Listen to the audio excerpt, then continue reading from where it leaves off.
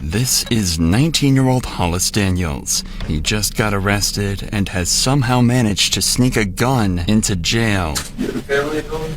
Yep. How many kids? Pretty old? And this is where all hell breaks loose. The moment this happens, the entire police station goes into lockdown as officers scramble to make sense of the situation. They have no idea who did this and how something like this can even happen. Hollis, on the other hand, was by this time long gone and thought he was going to get away with it. But little did he know his heinous crime was being recorded every step of the way by hidden cameras. Now the chase was on to catch this cold-blooded teen killer. You know, it's funny. My mom called me and said, "Reed, are you okay? There's been a shooting, and they say it's you." And immediately then I knew I'm going to jail for the rest of my life.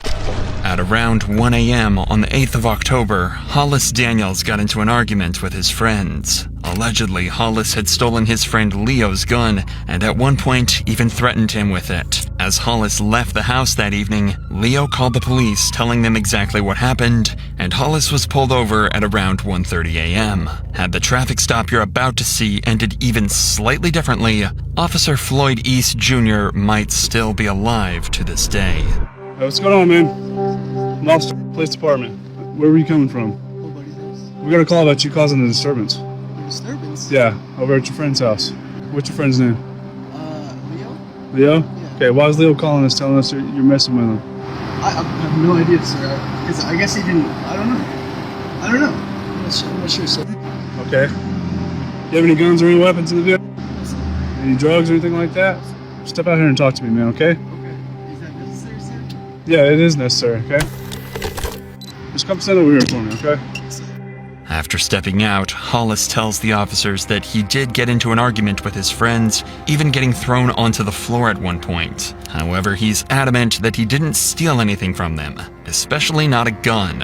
The cops, though, aren't so sure, and want to search his vehicle to prove him wrong. You don't have a gun inside the vehicle.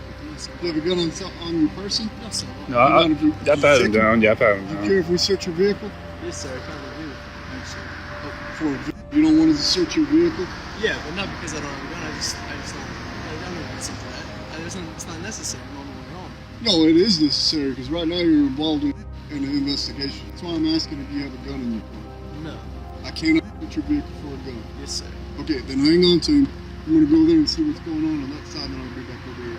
So, might as well just put him in the back of the vehicle. Okay.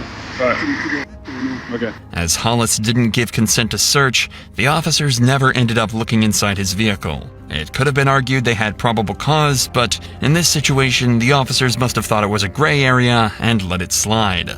Sources say that it's very likely Hollis did indeed have the gun with him in the car, and that a search would have likely recovered the weapon and saved Officer Floyd's life. But instead, Hollis was given a friendly send-off and allowed to return back home. Damn, you said I tried to kill him? Or you said that I said that? Yeah, that's what he told the other officer. You can carry on with your night, man. Be home safe, buddy. Get some new friends. The very next evening, a call came in from a student saying that they'd heard a gunshot and saw another student holding a gun. The cops, of course, took this extremely seriously, as they were worried that he might harm himself or others on the campus. So at 5:59 p.m., Officer Floyd East Jr. conducted a welfare check with his partner.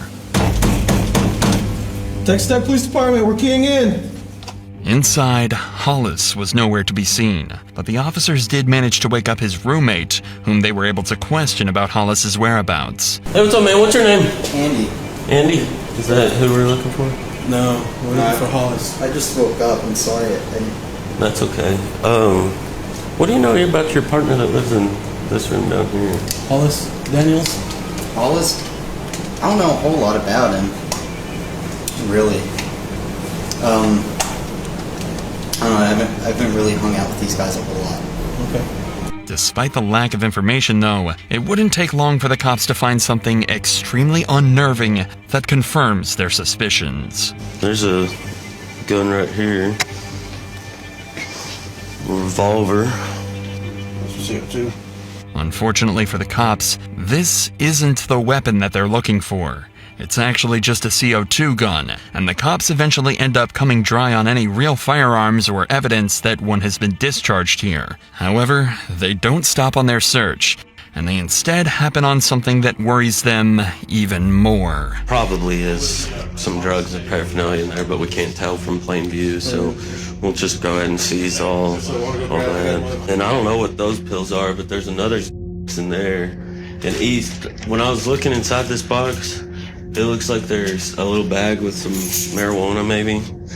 The cops found small amounts of marijuana and a larger quantity of X concealed in a bottle that was supposed to be for antibiotics. According to his friends, Hollis had recently developed an addiction for X and was illegally obtaining it alongside smoking weed to supposedly treat his anxiety. If that was indeed the case, imagine how nervous he must have felt when he returned home at 6:29 p.m. to see 4 police officers searching his dorm. Hang on, what's your name, bud? Come here, buddy. What's up? What's your name? Andreas. No, it's not. What? What's going on? No, what's going on? Come on. We've already talked to your other 3 roommates. We know what they look like. Yeah. That was a good try, though. Hey, stand up for me real quick. Do you have any weapons or anything on you? Interlace your fingers on top of your head.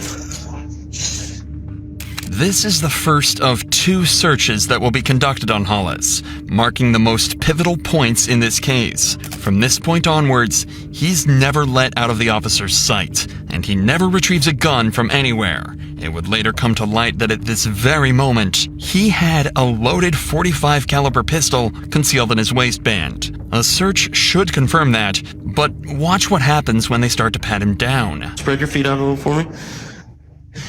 What's all in this pocket? Money?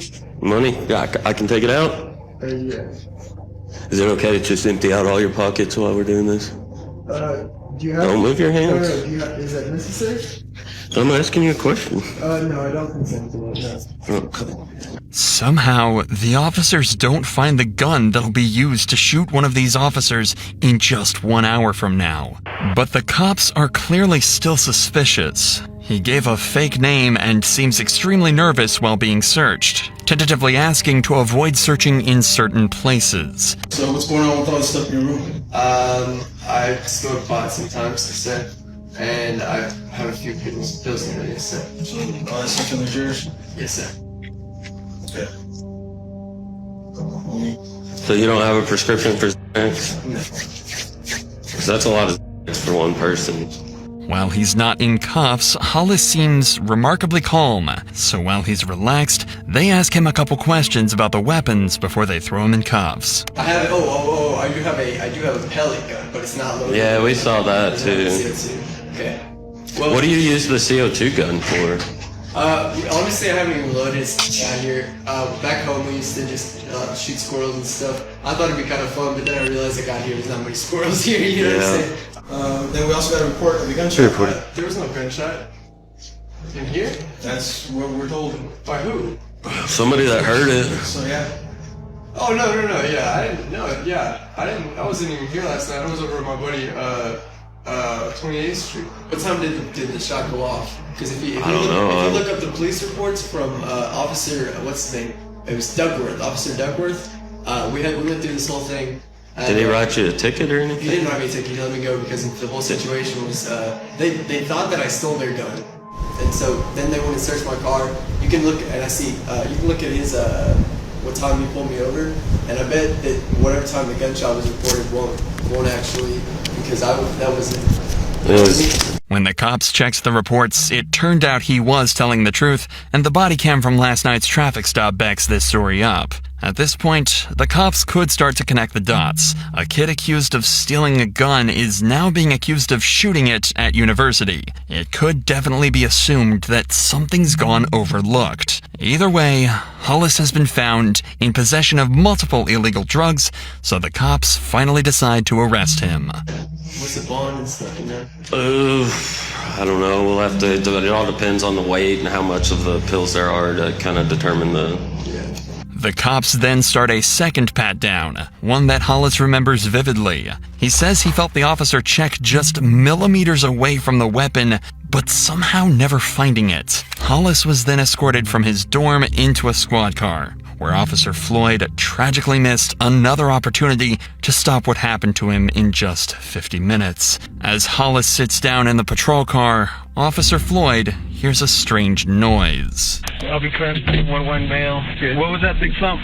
Oh, my handcuffs. That noise wasn't his handcuffs at all. It was actually the sound of his gun falling down the leg of his pants and hitting the floor. As well as lying through his teeth, he was even able to reach down and fully conceal the gun back in his pants before finishing his journey to the Texas Tech PD. When they arrived, a 30-minute countdown full of tragic and negligent mistakes would begin to take place. At 12 minutes past 7, one of the officers says that if Hollis continues to cooperate, they'll remove his handcuffs. If you cooperate with me, we'll go ahead and pull these cuffs off a little bit, okay?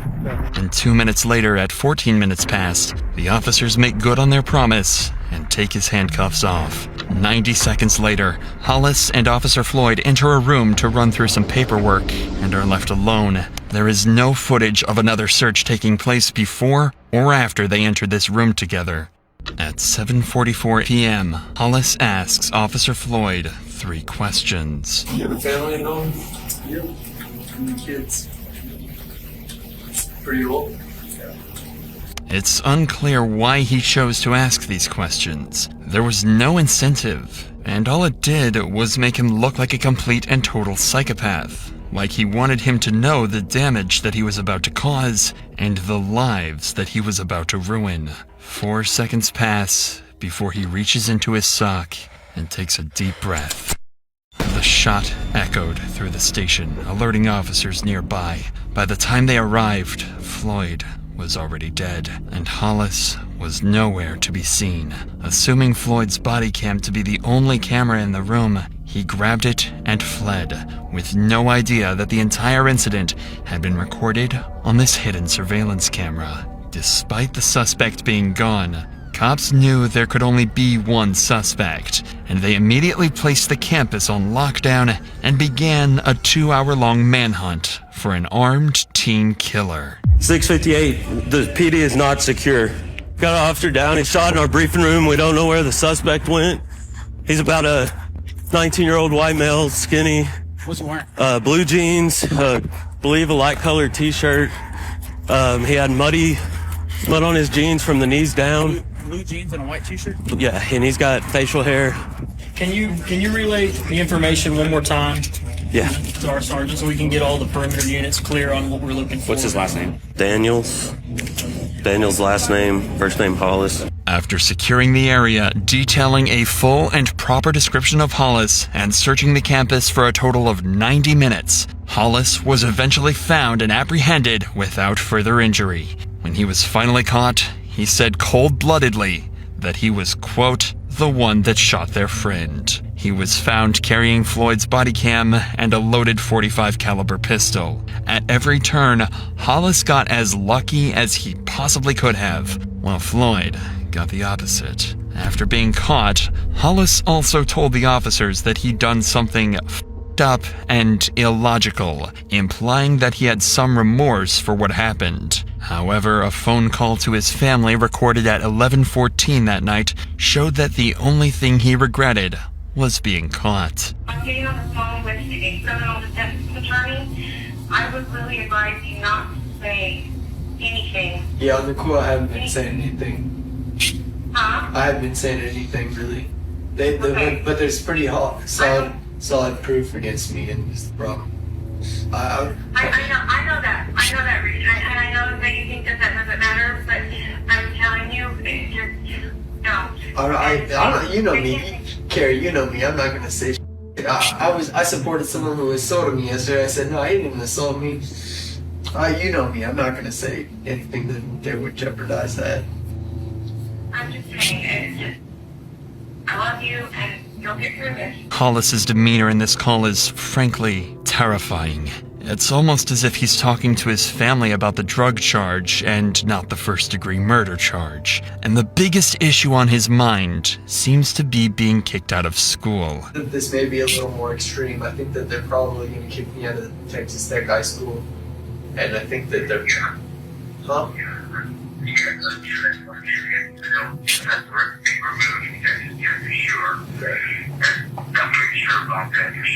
After this call, he was taken by police to an interrogation room, where it seems the reality of the situation finally hits him. Well, you guys know the whole story. What do you think is the most likely possible outcome? Well, I don't know the whole story. I f***ed up. Well, hold on. I'm just. I know it's a bad situation. I got it. Okay. You know, it's funny. My mom called me and said, "Reed, are you okay? There's been a shooting, and they say it's you."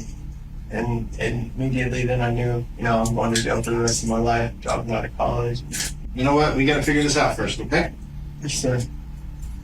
Rightly, Hollis isn't even trying to defend himself. He knows he's done something horrifying and is going to pay the price for it. But the detectives are still plagued with the question of why on earth he did what he did. So they ask him to recount the moment where he took Floyd's life. So I got back to my dorm, and there were already police officers in there. They busted me for sex and marijuana, and they took me back to the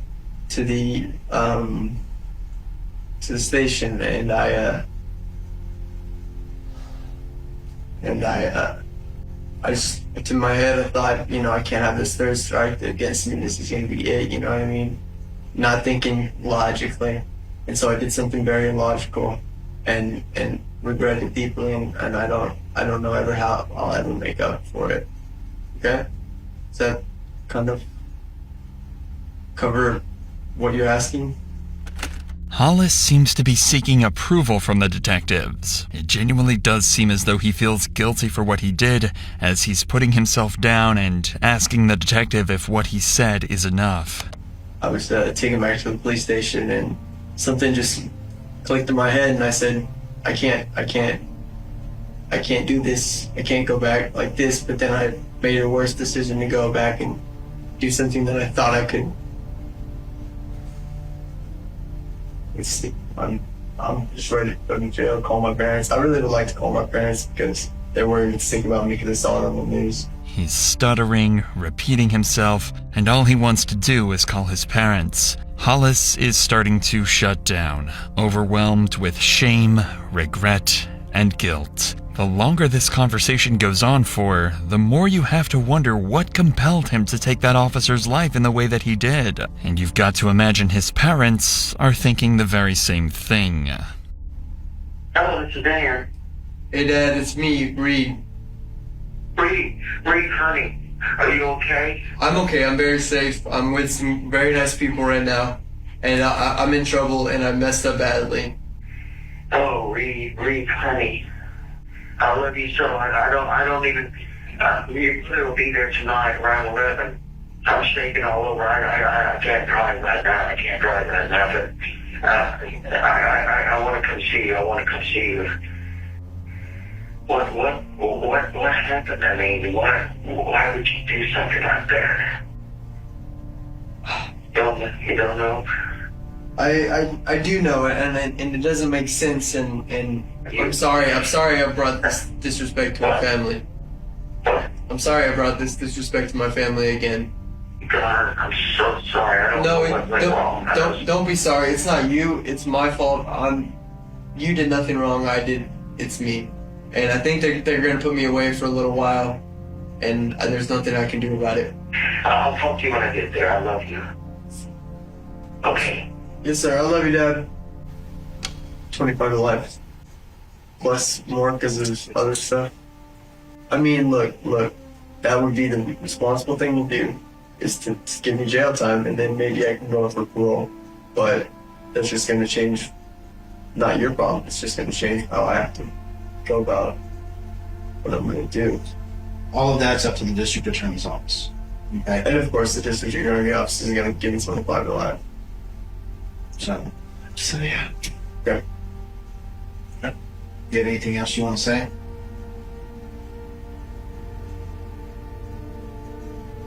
I guess not. But Hollis's motive for all of this, though, would be the biggest mystery of all.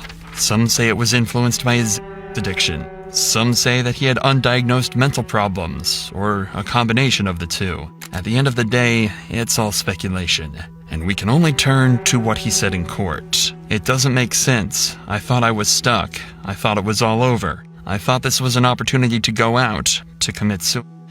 There was no rational line of thought that I had. He also told the court that he wanted to go out with a bang, and that he asked Floyd about his family because he wanted them to be the last thing that he thought about. It seems as though Hollis panicked. He was scared about the consequences of the drug charges, and was influenced by drugs, mental issues, or something else to take the absolute worst route possible. After dodging 3 separate searches and almost being caught multiple times, he might have even thought that this was meant to be. He turned a simple possession of narcotics charge into a first-degree murder charge, and now he's facing the death sentence. When asked why the jury should spare him, he said, "I think it's totally fair to say life for life, but then on the other hand, I think about my family. And the truth is, I'm biased in my own favor. I don't want to die. Not anymore." After deliberating for 3 days, a jury eventually concluded that Hollis should serve life in prison without the possibility of parole.